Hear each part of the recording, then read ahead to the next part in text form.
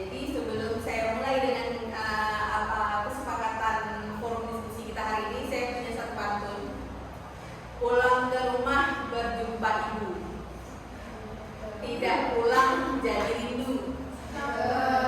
Ibu-ibu jangan pulang dulu, tunggu saya presentasi dulu. Oke, ini adalah kesepakatan forum diskusi kita hari ini. Yang pertama, ini yang sudah saya buatkan. Jadi kita sepakat hari ini saling menghargai pendapat. Sepakat? Sepakat ya, ibu semua ya, kita sepakat. Terus kemudian kita saling menghormati di sini. Sepakat?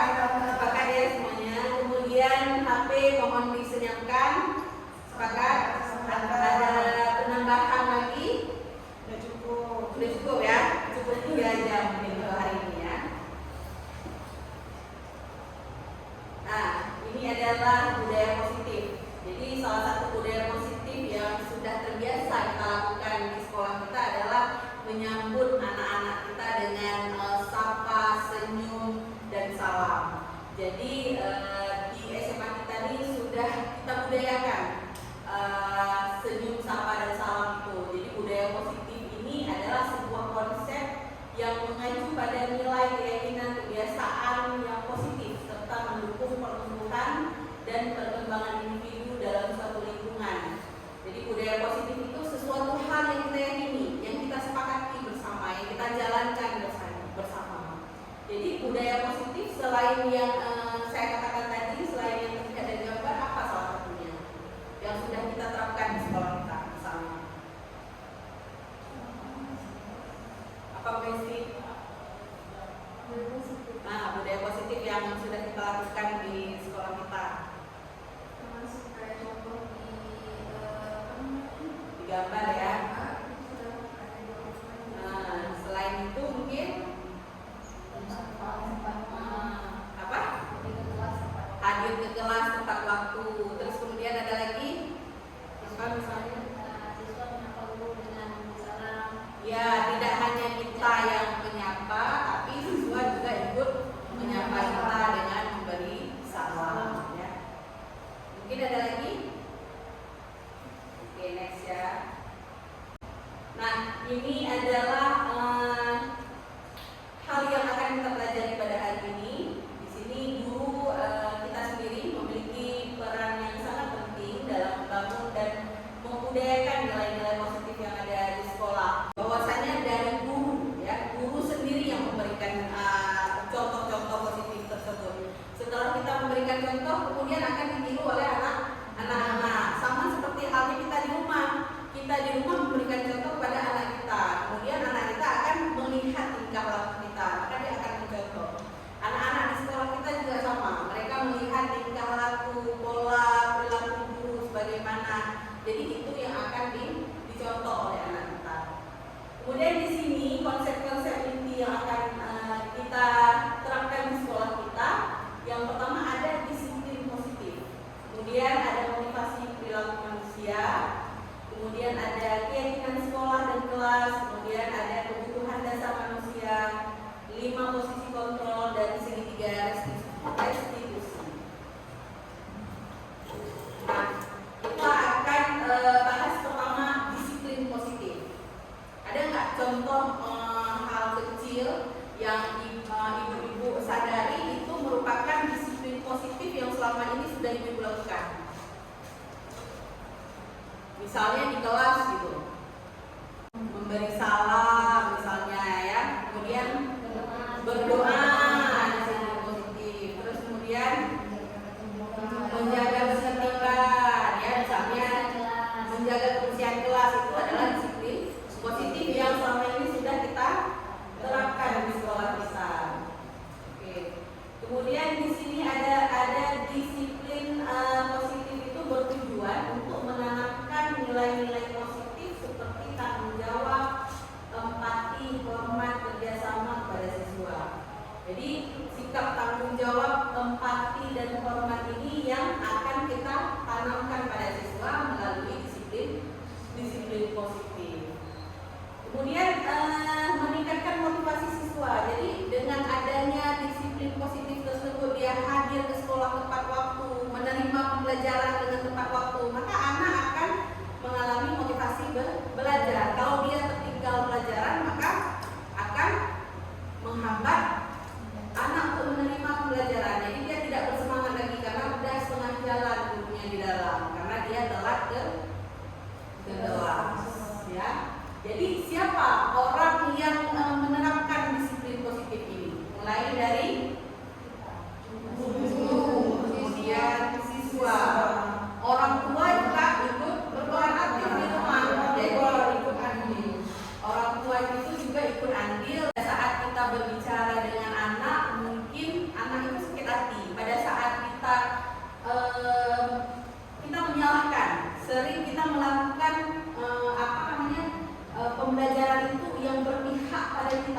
dengerin ibu dulu nih, dengerin ibu dulu, baru ibu dengerin kamu. Padahal yang sebenarnya harus kita lakukan adalah kita mendengar anak dulu, baru mereka akan menerima pembelajaran yang akan kita berikan. Jadi selama ini hukuman yang kita berikan itu adalah hukuman fisik atau hukuman emosional. Hukuman fisik itu seperti apa misalnya? Dipukul, dicubit, ya. Misalnya berdiri di depan kelas sambil angkat kaki, tangan di telinga, itu termasuk dalam hukuman fisik. Walaupun kita tidak menyentuh anak tersebut, walaupun kita tidak menjewer dia, walaupun kita tidak memukul tangan dia, tapi kita melakukan hukuman dengan dia bergerak fisik. Jadi hukuman fisik itu anak bergerak melakukan hal tersebut. Misalnya kita suruh berlari di lapangan, padahal di dalam kelas kita sedang belajar geografi, misalnya seperti bersama saya. Jadi anak masuk ke dalam kelas, dia udah basah-basah, udah berkeringat, dia tidak lagi efektif menerima pembelajaran. Terus kemudian ada hukuman emosional di sini. Apa misalnya itu? Hukuman berkata kasar. Kita sendiri sebagai manusia dewasa, ketika ada orang yang mengatakan kita dengan kata-kata kasar, kamu hari ini udah pergi terlambat, baju nggak digosok, jilbab juga nggak digosok, aduh bagaimana ini? Jadi kan kita merasa ada hukuman yang kena dengan jiwa perasaan kita. Alangkah baiknya ketika kita menjumpai anak tersebut, nah kenapa hari ini telat di sekolah? Apa alasan kamu di sekolah telat? Sama juga seperti kita ketika kita jumpa dengan atasan, misalnya ibu, kenapa ibu hari ini pergi terlambat? Alasannya ibu, apa alasan ibu pergi terlambat hari ini? Berbeda kan ketika kita mendapatkan hal yang positif dengan yang hal negatif, tentu akan merusak. Kalau sekarang ini rusak kesehatan mental, jadi mental kita akan terganggu. Tapi memang benar ketika kita mendapatkan rasa yang negatif tadi akan membawa ke diri kita ngajar jadinya enak, ya kan? Kita berhadapan anak-anak jadi lesu dan nggak bersemangat ketika kita mendapatkan hal-hal yang negatif tadi. Oke, kemudian fokus disiplin positif ini membangun hubungan yang kuat antara orang tua dan anak. Ya, jadi kalau di rumah ibu-ibu itu sebagai mamanya anak-anak, ya kan? Kita ini sebagai orang tuanya anak. Kita memberikan nasihat. Pada saat kita memberikan nasihat, seperti saya katakan tadi, kita tidak menggunakan kata-kata yang negatif, kata-kata yang tidak baik, yang tidak sehat, yang tidak baik diterima oleh hati, mental, pikiran, dan seluruh tubuh anak.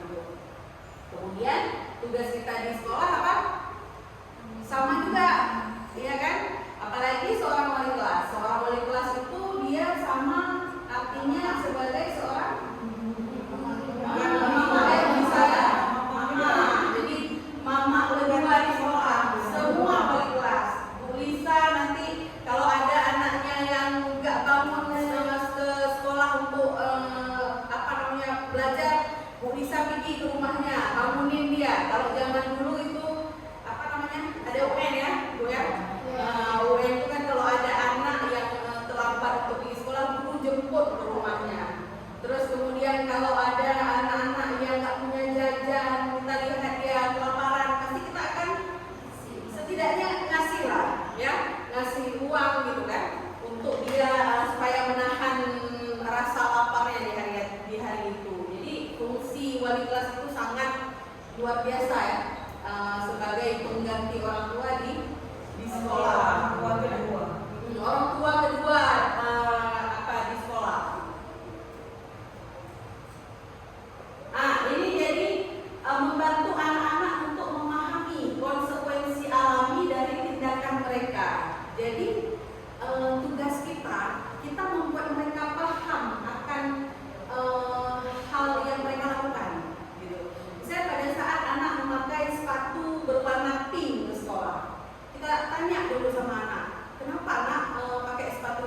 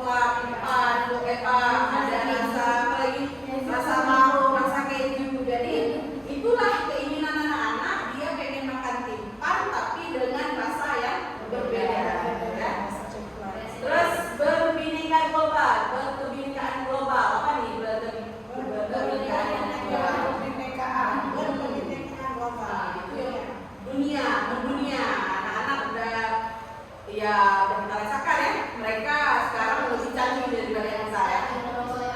Semua bisa digunakan, segala macam aplikasi, apalagi game yang mereka mainkan itu kita sendiri nggak ngerti maksudnya apa ya. Bisa berbicara lagi dengan lawan mainnya itu di dunia maya, bergotong royong kan, bergotong royong saling bersama-sama. Ibu, saya punya satu statement.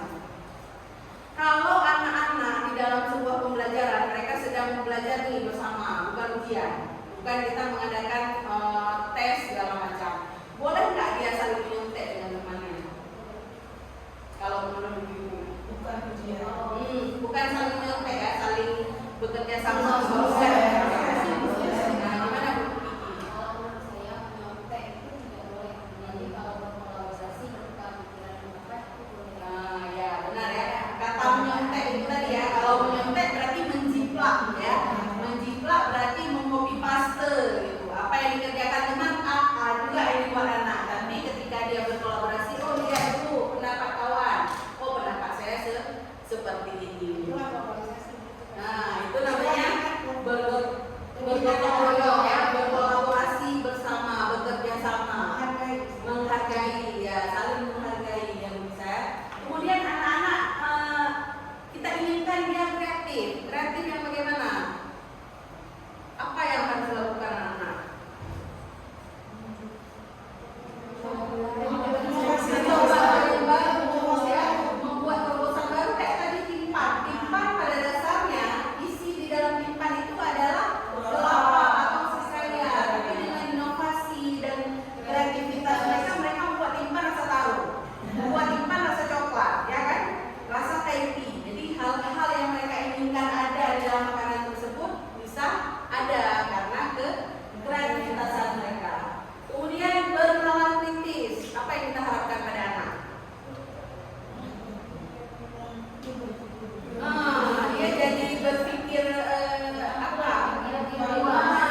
berpikir tinggi. Ketika ada satu masalah, mereka dapat memecahkannya. Makanya kita sering memberikan problem, masalah kepada mereka. Berikan mereka satu masalah, maka mereka akan bekerja sama untuk Cari solusi. mencari solusinya. Ya. Jadi ini adalah yang diharapkan pada profil pelajar Pancasila.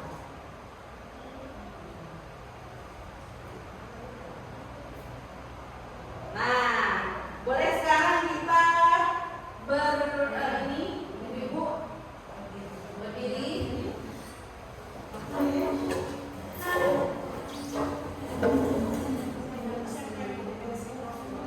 Berdiri ya.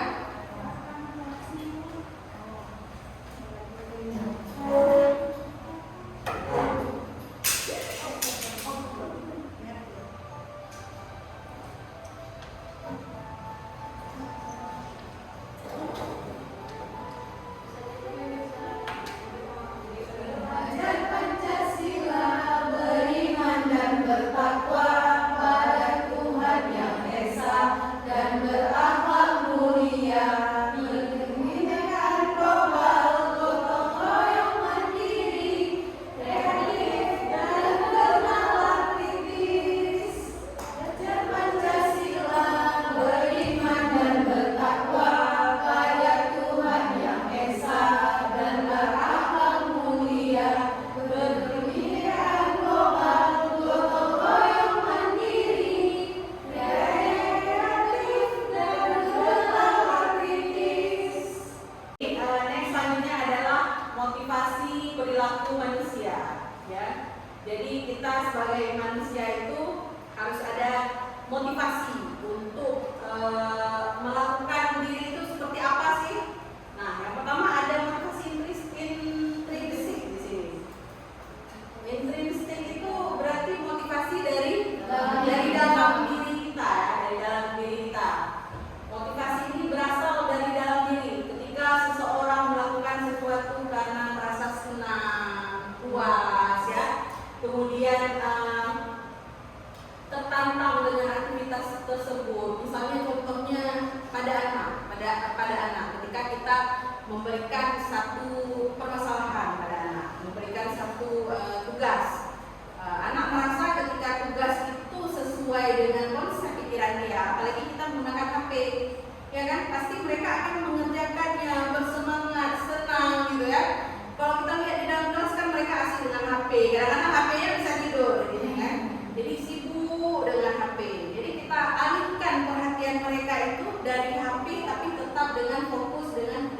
kita ya. Jadi kita guru di zaman sekarang ini memang harus pandai untuk mencari hati anak lewat teknologi ya Ibu ya. Jadi terkadang pun kita udah semaksimal mungkin memberikan teknologi kita hadirkan dalam pembelajaran, tapi kadang-kadang anak-anak juga merasa bosan juga kadang-kadang karena mungkin teknologi yang kita sajikan itu tidak kurang menarik untuk dia. Jadi emang kita dituntut untuk lebih berkreatif ya, untuk kreatif, kemudian berinovasi ya. Kita menciptakan berbagai macam permainan untuk mereka karena mereka pada hakikatnya itu adalah suka bermain ya, suka bermain ya, suka tantangan, suka cerita itu ya, itu anak kita. Kemudian motivasi ini tidak tergantung pada imbalan eksternal seperti uang atau ujian. Jadi dia dari dalam diri kita. Jadi kita puas karena dari dalam hati kita merasa puas, dari dalam jiwa kita terasa senang gitu ya. Itu dari intrinsik. Kemudian ada dari ekstrinsik. Berarti kalau X itu di luar ya, bagian dari di luar kita. Jadi motivasi ekstrinsik ini berasal dari faktor eksternal seperti imbalan, penghargaan atau menghindari hukuman. Nah, ketika anak mendapatkan imbalan, misalnya siapa yang bisa jawab pertanyaan ibu kasih coklatos. Nah, gitu kan kita selama ini sering ya membuat itu ya. Itu merupakan motivasi yang kita berikan dari luar. Jadi dihadirkan itu dari orang lain, dari gurunya misalnya gitu ya. Terus kemudian seseorang melakukan sesuatu karena ingin mendapatkan sesuatu atau menghindari sesuatu yang tidak diinginkan. Ini gimana nih contohnya misalnya kita lihat?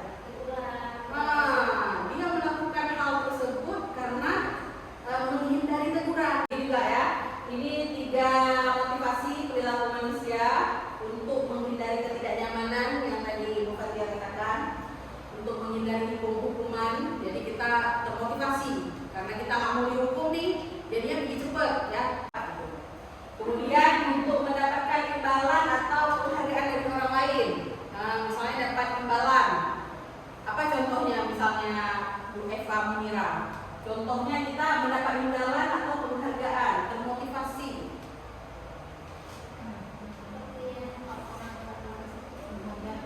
Sebenarnya cukup dibilang dengan bahasa saja tidak sebuah penghargaan.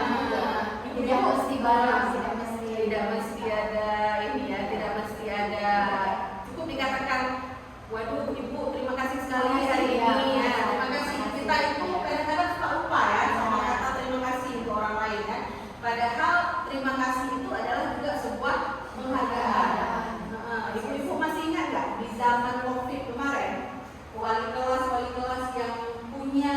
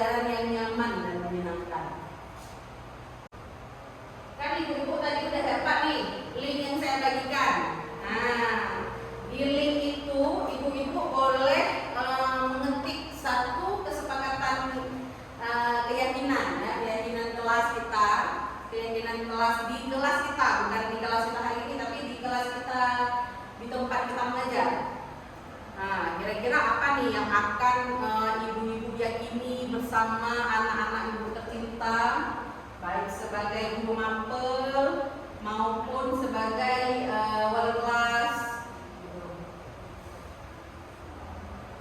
Sudah?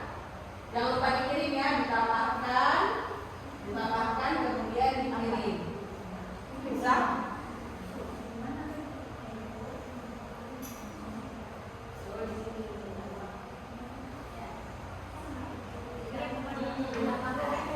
Ya, kirimnya di situ juga Bu. Di situ ada tambah, kemudian bisa di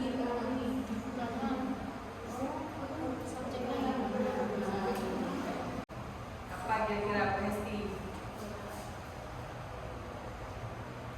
Meminimalisir bermain HP, buang sampah pada tempatnya, saling menghormati dan saling menghargai.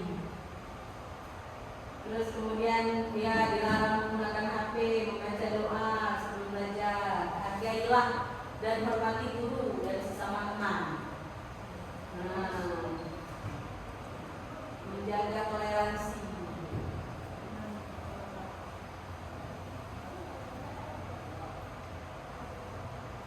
Kalau menurut saya lihat, ya kan, coba ibu perhatikan apa yang sudah ibu tulis. Jadi kata-kata ibu sematkan ini sudah berkonsep pada budaya positif, sudah ya. Tapi masih ada satu kata yang masih ada tuh yang maksudnya ketika kita membuat keyakinan kelas ini kita menghindari kata-kata yang negatif, misalnya jangan buang sampah sembarangan, nggak boleh, gitu. Dilarang menggunakan HP. Ini masih ada satu ya. Yang lain oke nih. Mungkin kalau yang dilarang menggunakan HP apa misalnya kita ganti dengan bisa juga ini meminimalisir bermain HP atau kita mengumpulkan HP ya, boleh juga mengumpulkan HP di saat proses pembelajaran ya. Kita ada satu tempat, kita kumpul bersama HP tersebut dalam tempat yang sudah disediakan sama guru.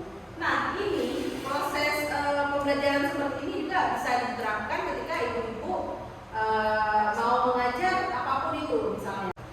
Jadi ibu-ibu, soalnya ibu-ibu itu adalah kesepakatan kelas. Ini yang saya lakukan pada anak. Jadi saya tidak menggunakan lagi kertas untuk mereka menulis. Jadi langsung biar kerjanya mudah, biar cepat, tinggal copy paste. Jadi saya membuat keyakinan sekolah atau kelas itu melalui Padlet. Jadi Padlet ini mereka langsung mengetik nih di dalam Padlet, terus kemudian tinggal saya copy pastekan, gitu kan? Biar cara kerja cepat, ya. Jadi keyakinan kelas ini nilai-nilai kebajikan yang telah disepakati bersama. Ini kuncinya. Jadi keyakinan kelas itu kuncinya disepakati bersama, bukan dituntut oleh guru. Kamu harus ini, nggak boleh pegang HP, nggak boleh ribut. Itu berarti kalau misalnya itu bukan keyakinan kelas namanya. Itu adalah sebuah peraturan ya. Jadi keyakinan kelas itu yang disepakati bersama oleh seluruh anggota kelas. Jadi ini guru dan murid. Kemudian keyakinan kelas ini akan menciptakan suasana kelas yang saling menghormati, menghargai, mendukung sama lain. Kenapa ini bisa tercipta? Kenapa bisa terciptanya suasana kelas yang menghormati, menghargai, mendukung satu sama lain? Karena mereka membuat sendiri kesepakatan yang mereka lakukan ya. Jadi mereka yang meyakini hal itu, mereka yang sudah membuat. Ketika mereka sudah membuat, mereka melihat, pasti mereka akan mengingat dan akan insya Allah akan menjalankan. Walaupun ada sebagian mungkin yang hilaf, ya itu tugas dari kita sebagai guru untuk saling mengingatkan. Oke, ini contoh Padlet yang dibuat oleh anak-anak. Mungkin nanti anak-anak jadi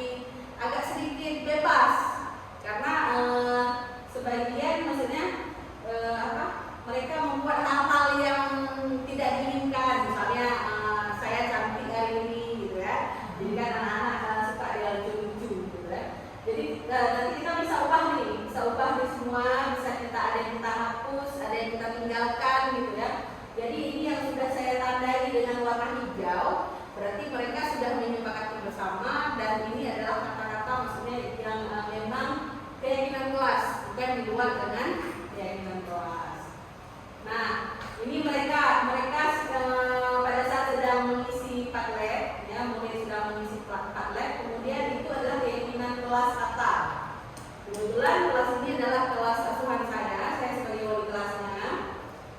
Di sini mereka membuat hadir tepat waktu, kemudian apalagi menghargai guru dan teman, disiplin menjalankan piket sesuai jadwal ya. Di sini ada kelas nyaman, aman dan tentram, berbicara yang sopan. Gitu. Jadi kita butuh kita juga untuk mengarahkan supaya kata-kata yang dibuat itu tetap sesuai ya, tetap bagus gitu untuk arahan. Oke, ini dia bedanya peraturan dengan keyakinan kelas. Kalau ibu lihat dari tabel itu, yang paling penting dari perbedaan ini tersebut apa? Hal yang sangat signifikan, yang terlihat sangat nampak gitu. Kalau di peraturan kelas selalu kembalikan buku ke tempatnya, kemudian keyakinan kelasnya tanggung jawab, gitu ya. Jadi kalau peraturan ini lebih menekan, memaksa, mengintimidasi, ya, mengharuskan, mewajibkan. Tapi pada keyakinan kelas yang kita lihat adalah mengajak, ya, kemudian lebih ke mengarahkan anak-anak, menuntun anak-anak agar mereka mau menjalankan keyakinan kelas yang telah kita sepakati, gitu ya. Jadi memang agak sulit untuk menerapkan keyakinan kelas ini kepada anak-anak, karena di masa-masa mereka sekarang ini adalah masa-masa mereka ingin menunjukkan diri mereka, jati diri mereka. Mereka ingin menunjukkan bahwasanya ini adalah saya, bukan Anda, gitu ya. Bukan ranah kita untuk mencampuri urusan dari dalam diri mereka. Jadi tugas kita itu mengarahkan, membimbing, ya, dan segala macam. Mungkin ibu di sini punya banyak pengalaman dalam hal itu ya. Oke, kebutuhan dasar manusia ya. Kebutuhan dasar manusia itu, nah, mari kita lihat kebutuhan dasar manusia itu ketika seseorang murid melakukan suatu perbuatan yang bertentangan dengan nilai kebajikan atau melanggar peraturan. Hal itu sebenarnya terjadi karena mereka gagal memenuhi kebutuhan dasar. Kenapa bisa terjadi pelanggaran? Karena kebutuhan dasar mereka tidak terpenuhi. Misalnya salah satu contohnya apa?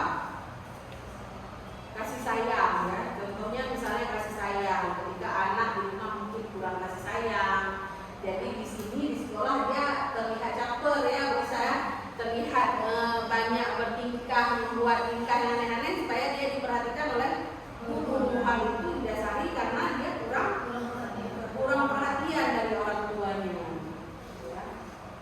Nah, ini dia lope-lope ya, yang harus kita tahu dari kebutuhan dasar manusia. Jadi anak kita itu dia harus bertahan hidup. Ya, murid kita itu punya kebutuhan dasar manusia. Yang pertama bertahan hidup, terus kemudian ada kasih sayang dan rasa terima, kemudian ada penguasaan, kebebasan, kesenangan. Kalau bertahan hidup, apa contohnya? Salah satunya misalnya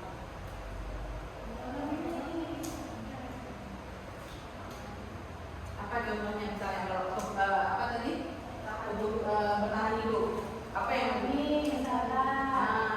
Ekonomi, bekerja, ya, bekerja. Setelah bekerja kemudian mendapat ekonomi yang baik, ya, menghasilkan uang, kemudian mereka bisa memenuhi kebutuhan yang mereka inginkan untuk bertahan hidup. Salah satunya misalnya dengan makan yang teratur 3 kali sehari. Jadi anak itu juga dengan masa pertumbuhannya, ketika mereka kurang gizi, kurang asupan makanan, mereka juga akan terlihat lesu, lemah, ya, letih, tidak bersemangat. Jadi anak-anak di usia SMA itu adalah anak-anak yang butuh banyak gizi, ya, banyak asupan makanan. Kemudian kasih sayang dan rasa diterima. Ya, kasih sayang dan rasa yang diterima. Kasih sayang yang bagaimana nih? Bisa. Kasih sayang itu penjelasan yang supaya anak tidak sampai itu ya. Misalnya puji-puji itu juga puji dia, yang supaya itu yang pertama terus kasih sayang. Ya. Jangan secara emosi juga mereka melakukan kesalahan, tapi jangan kita tulis mereka secara biasa. Ya. Kita berikan arahan-arahan, kasih sayang. Ya, kasih sayang. Sama juga manusia itu kan anak manusia, kita pun manusia. Kita senang diperlakukan seperti itu, berarti anak juga senang diperlakukan seperti itu. Ada kasih sayang, kemudian ada rasa yang diterima. Apa rasa yang diterima oleh Bu Lisa? Ketika Bu Lisa memberikan kasih sayang kepada muridnya, dia Bu Lisa akan merasakan anak tersebut jadi lebih baik. Kemudian dia mau mendengarkan karena ibu tadi berbicara dari hati ke hati tanpa menjatuhkan hukuman di saat dia sedang menjelaskan, gitu ya. Kemudian penguasaan. Nah, penguasaan diri, ya. Anak seolah-olah bersikap akulah yang punya tubuhku ini, jadi tidak ada orang lain yang dapat mengaturku, gitu ya. Penguasaan anak di SMA ini memang sangat capek ya kita ya, karena anak sudah di tahap remaja menuju dewasa ya, apalagi anak-anak yang masih baru selesai SMP ya, kemudian anak tersebut lanjut ke SMA, tentu saja emosinya itu masih tidak stabil. Kemudian kebebasan, memberi kebebasan kepada anak. Bebas, anak ceritakan. Nah, jadi kita mengajak anak untuk menceritakan apa yang dirasakan hari ini, apa yang dirasakan pada saat mungkin dia sedang berantem dengan temannya. Kita tidak bisa memihak pada satu anak saja, gitu ya. Kesenangan, nah kesenangan nih apa nih kesenangan Ibu Ros misalnya? Kesenangan Bu Ros apa? Bu Ros senang pengajian. Bu Ros senang ini ngaji. Kalau Nela apa? Senangnya? Belajar. Senang Nela. Oke. Check up di Shopee. Ya. COD ya. COD adalah jalan yang tepat. Tulisan yang mana? Oh iya, Nela apa Nela? Tadi?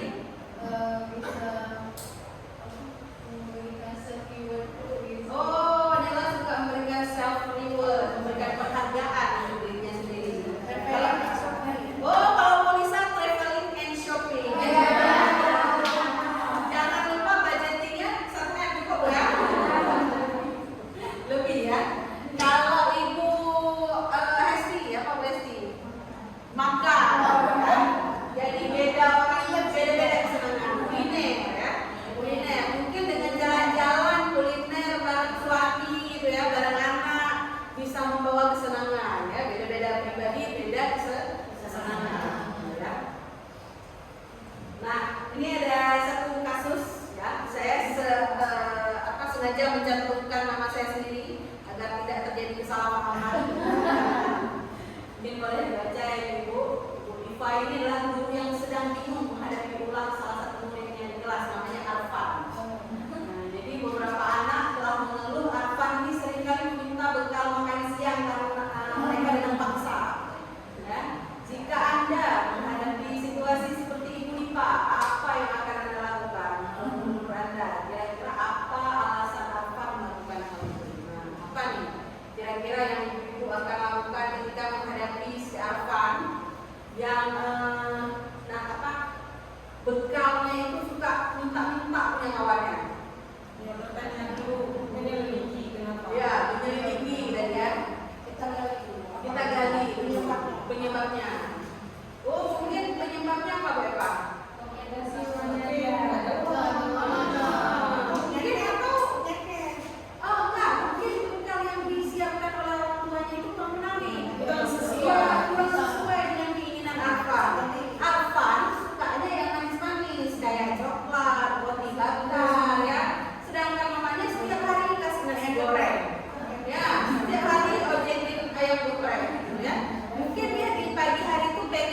roti bakar, gitu, ada susu, gitu ya. Jadi kita harus menyelidiki dulu apa permasalahan anak, apa yang anak rasakan di situ, gitu ya. Walaupun di sini nampak bersalah anaknya, tapi kita tidak boleh langsung menjatuhkan, gitu ya, langsung menjudge anak itu salah. Oke, ini alasan Arfan yang pertama. Jadi si Arfan ini merasa ia lapar dan orang tuanya tidak membawakannya bekal makan siang. Maka kebutuhan dasar yang sedang berusaha dipenuhi oleh Arfan adalah kebutuhan untuk bertahan hidup. Walaupun dia punya uang jajan 100.000, tapi dia melihat kotak bekal teman-temannya itu yang dibuat dengan cinta dan kasih sayang ibunya di pagi hari mempersiapkan bekal itu, dia jadi lebih menarik. Walaupun kadang-kadang nasi goreng sama telur ceplok, tapi dia merasakan, oh ini buatan mama si Fulan gitu, buatan mama yang si Fulan pasti enak nih, saya pengen coba. Gitu ya. Jadi anak-anak mungkin dia butuh hal seperti itu, tidak didapatkan dari rumah. Ya. Terus kemudian dia merasa senang melakukan hal tersebut karena temannya menjadi perhatian. Nah, seperti saya katakan tadi, ketika anak-anak melakukan hal yang janggal, hal yang aneh, mungkin dia butuh perhatian dari kita, ya kan? Ketika teman melaporkan tindakan itu pada guru dan guru memberitahukan kepada orang tuanya, sehingga orang tuanya itu memperhatikan dia, walaupun memperhatikannya dengan marah-marah. Kenapa kamu ambil bekal teman kamu? Dia jawabnya sambil tersenyum, suka-suka, gitu kan? Karena ada anak-anak seperti itu, karena sebenarnya apa yang dilakukan itu cuma bercanda sebenarnya. Dia menginginkan perhatian dari seluruh orang yang ada di depan dia. Dia butuh perhatian dari gurunya, dari orang tuanya, dari teman-temannya, gitu ya. Jadi kemudian maka kebutuhan dasar yang sedang dipenuhi oleh si Arfan ini adalah kasih sayang dan rasa diterima, gitu ya. Dia butuh kasih sayang dari semua orang yang ada di sekitar dia, gitu ya. Kemudian ada alasan Arfan yang ketiga. Di sini Arfan itu temannya, dikarenakan temannya jadi takut dengan dia dan menuruti keinginannya, maka sebetulnya Arfan sedang berusaha memenuhi kebutuhan dasarnya, ya, kekuasaan. Jadi seolah-olah ketika orang lain takut kan dia jadi merasa, oh aku hebat nih, bisa membuat orang lain takut, ya. Nah, jadi penguasa dia di sini. Kemudian, nah, alasan Arfan yang keempat, Arfan merasa bosan dengan bekal makanan yang dibawakan ibunya dari rumah, karena ibunya selalu membawa bekal yang sama. Oleh karena itu dia ingin mencoba makanan teman-temannya yang beraneka ragam, ya. Mungkin ya di sini kita tidak bisa juga menyalahkan orang tua. Mungkin dua-dua orang tuanya kerja atau punya kesibukan, gitu ya. Mungkin mengambil cara praktis, gitu kan. Jadi kita harus saling menghargai dan menghormati di sini. Pada saat kita melihat kejadian sendiri, kita mendengar sisi orang tua, mendengar sisi teman-temannya yang merasa terintimidasi makanan yang diambil oleh Arfan, ya. Kemudian kita juga harus mendengar dari si Arfannya. Di sini dia bebas, ya, bebas. Kebebasan itu yang dia inginkan, gitu ya. Dia ingin bebas mendapatkan makanan yang beraneka ragam. Oh, di sudut sana mungkin ada pepes, sudut sini ada asam telur, ya kan? Di sini ada tulisan C. Sedangkan yang dia bawa ayam geprek misalnya. Setiap hari ada KFC ayam geprek, KFC ayam geprek, KFC ayam geprek. Mungkin dia bosan, ya. Sebenarnya dia memang doyannya itu. Mamanya pun sendiri bilang, oh nak saya bu doyannya memang makan ayam gitu. Kok tiba-tiba hari ini coke asam telurnya lawan gitu. Oh berarti hari ini dia penasaran dengan si asam telur itu, kan? Terlihat dulu dia ada lain gitu.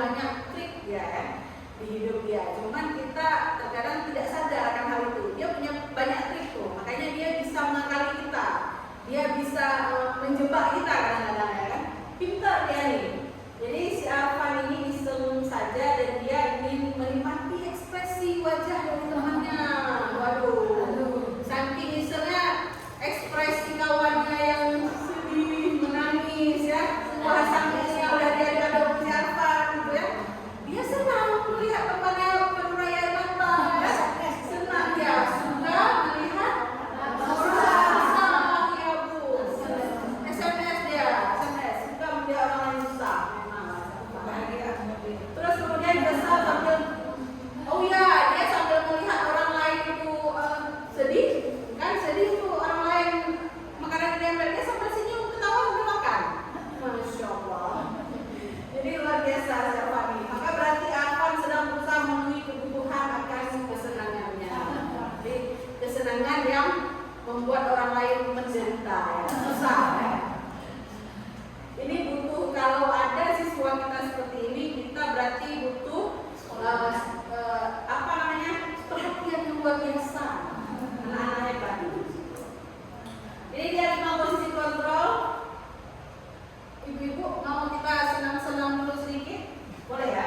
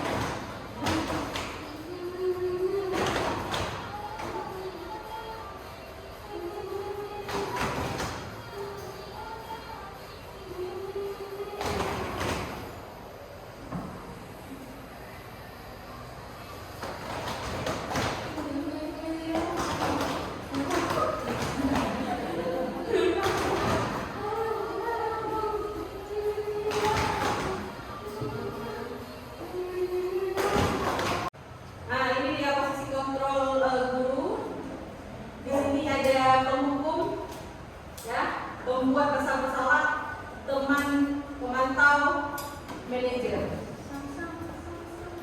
Mau jadi seperti apa kita, ya kan? Mau bertindak seperti apa kita seorang guru ini? Apakah kita mau menjadi sebagai pembuat rasa bersalah?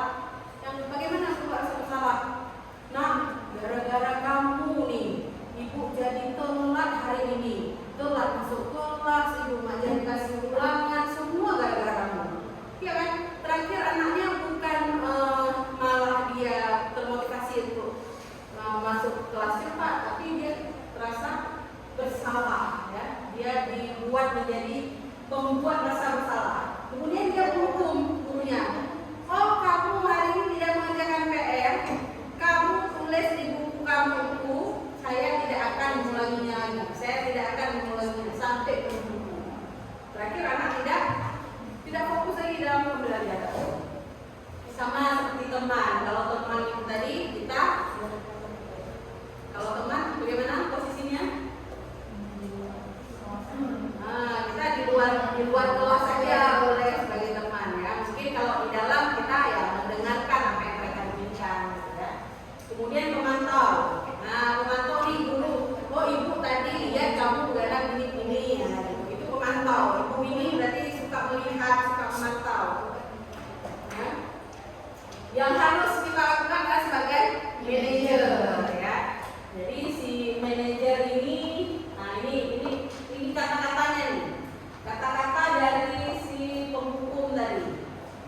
Kalau penghukum patuhi aturan saya atau awas, gitu ya. Terus kemudian ibu sangat kecewa sekali dengan kamu, itu si pembuat rasa bersalah. Kemudian teman, ayo bantu ibu demi bapak agar tidak dimarahi oleh kepala sekolah misalnya gitu. Terus kemudian peraturan apa yang telah kamu lakukan, gitu ya, pemantau. Kemudian manajer ini, apa kita yakini, kalau kita jadi manajer itu kita harus memposisikan diri itu guru memberikan arahan, dukungan serta solusi kepada murid, sehingga murid dapat menjadi pribadi yang mandiri, merdeka, bertanggung jawab atas segala perilakunya, gitu ya. Nah, ini kebetulan yang pernah saya lakukan. Di sini saya sebagai manajer, guru dapat berbuat sesuatu yang bersama murid, mempersilahkan murid bertanggung jawab dan mendukung murid agar dapat menemukan solusinya, gitu ya. Jadi posisi kontrol manajer mengacu pada restitusi yang dapat menjadikan murid sebagai manajer bagi dirinya sendiri, sehingga dapat tercipta identitas positif yang ada dari murid. Ini dia segitiga restitusi. Di validasi kebutuhan, kita bertanya kepada anak, kamu tentu punya alasan mengapa kamu melakukan hal itu. Kemudian di menstabilkan identitas, setiap orang pasti memiliki kesalahan. Ibu pun punya kesalahan, gitu ya. Kemudian nilai yang telah kita sepakati apa? Apa keyakinan yang sudah kita buat di awal, nak? Kan? Nah, ini dia segitiga restitusi yang sudah saya jalankan. Di sini saya mencoba menstabilkan identitas. Yang pertama saya bertanya kepada anak, kenapa maksudnya anak ini dia tidak menggunakan ciput ini. Nah, gitu kan, karena ciput itu kan bagian dari keyakinan kelas kita, keyakinan sekolah kita. Kalau kita pakai ciput berarti kita menutup aurat, gitu kan. Validasi tindakan yang dilakukan, Bu, saya tadi lupa pakai ciput saya tuh cuma ada 2, yang satu kotor, yang satu hilang, gitu. Validasi tindakannya. Kemudian oke, kamu sudah melakukan hal yang salah, yang tidak yang gini, yang tidak kamu yang gini. Jadi yang harus kamu lakukan itu apa, gitu kan? Nah, saya jawab, saya Bu, nanti saya akan cuci ciputnya, saya letakkan di tempat yang benar. Insya Allah saya akan memakai ciput untuk seterusnya. Ya. Ini salah satu video. Jadi ketika saya memanggil anak yang tidak pakai ciput di dalam di kelas pada belajar. Jadi saya tidak langsung bertanya kepada dia di antara teman-temannya. Jadi mungkin anak dia punya rasa malu ya karena tidak menggunakan ciput dan langsung dijatuhi hukuman atau diintimidasi di depan teman-temannya, dihardik gitu ya. Jadi dia merasa sedih, bersalah, dan pasti anak tidak akan mendengar apa yang kita katakan, ya kan? Jadi saya memanggil mereka untuk berkomunikasi langsung, gitu, bertanya alasan yang dia lakukan itu kenapa. Oke teman-teman, terima kasih banyak untuk waktunya hari ini.